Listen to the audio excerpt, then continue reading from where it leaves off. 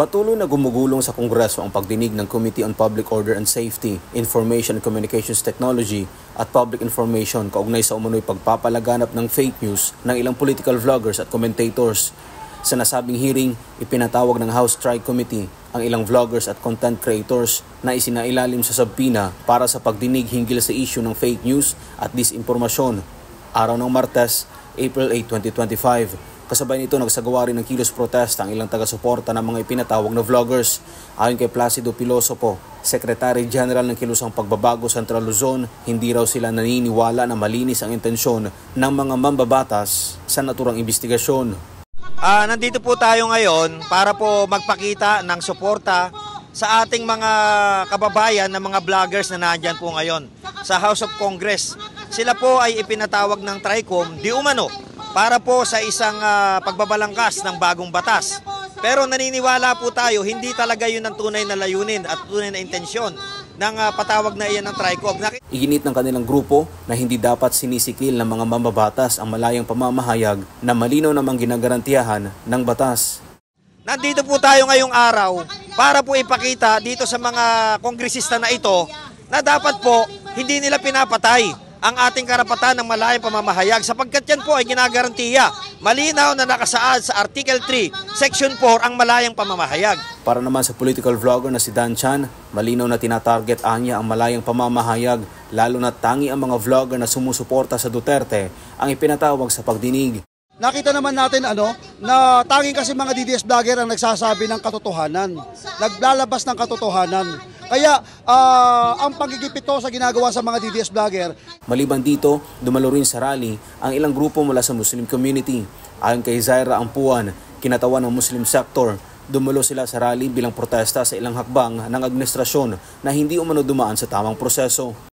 Okay, number 1 na po dyan, unang-una na dyan yung pinalitan, yung liderato ng Bangsamoro Autonomous Region Muslim Mindanao na hindi naman po yata maganda na hindi ito dumaan sa maayos na proseso. Dahil sa pagkakaalam ko, panahon pa po ni Noynoy Aquino, meron pong batas na dapat alinsunod na yon ay dapat masunod sa tuwing meron na pagpapalit ng liderato ng Bangsamoro.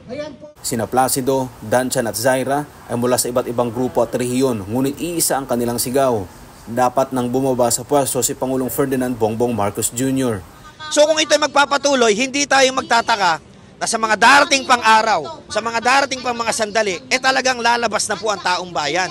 Kasi gusto na hong wakasan ang gobyernong ito.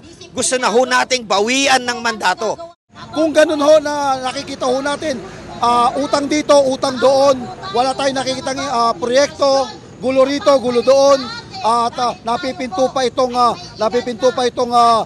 proxy war ng China sa Pilipinas. Tayo ay ipapasubo ng presidente natin, ay kinakailangan niya na mag-resign na lang siya.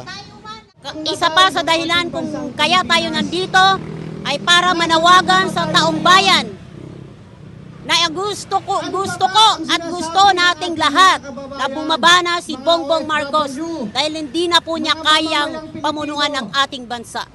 Lalo na po sa kriminalidad, lumala ang kriminalidad, lumala ang droga sa ating bansa.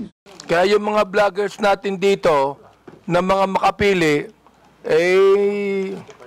palagay ko merong kalalagyan din yan siguro, no? NBI. Meron din, ano? So it means that you could be able to really identify those makapili today. No, NBI. Kaya, no? Mr. Chair, if I may. Yes. Yes, Your Honor. As long as makumpleto po natin yung mga verification. But still, we depend on the information na kayang ibigay sa atin ni Meta as well as yung kayang ibigay ng mga telco sa atin na information. Kasi ang point po natin dito for purposes of identifying attribution is that we could determine kung sino yung gumawa ng account. Yun po ang ating basis po. Well, the fact na, Mr. Chair, that our bloggers are here with us today hindi po ito makapili. Mga Pilipino po ito that they're appearing with us today to be able to help us craft a legislation finally, to be able to put a stop to this fake news, especially